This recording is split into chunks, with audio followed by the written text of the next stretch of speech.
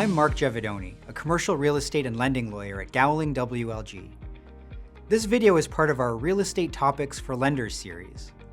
In this video, we will be discussing landlord waivers.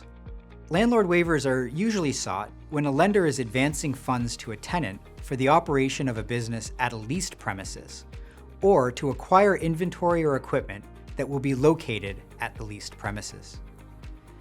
At law, and under most commercial leases, landlords have a right to distrain against tenant property on the premises if the tenant is in default of the lease.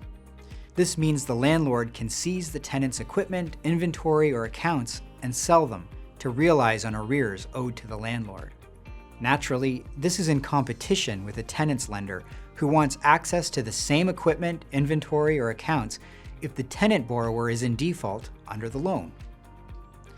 A landlord's waiver will identify which assets of the tenant the landlord will waive a right to distrain against if the tenant is in default of the lease, leaving the tenant's lender, specifically, access to seize those goods. Usually, a landlord's waiver will allow the tenant's lender access to the property, even if the tenant is prevented from access by being locked out by the landlord, to identify and remove certain chattels, goods, and assets of the tenant, and to have a priority claim to enforce against that personal property. This is different than a subordination of interest under the PPSA, mainly because the landlord often doesn't have a security interest in the goods, only possession of them. But that's the subject of another video presentation. Most landlords are not comfortable giving these, especially to a new tenant's lender. Lenders should try to request these in the context of commercially reasonable needs to advance funds to the tenant borrower for the normal and customary operation of a functioning business, or specifically if the lender is advancing funds to acquire particular equipment.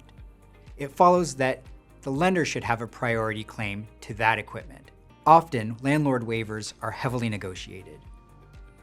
This presentation was a high-level overview. However, if you find that you have more specific questions about any of the points discussed, or their application to a specific fact situation, please reach out to any member of our lending team, and I'm also available through email.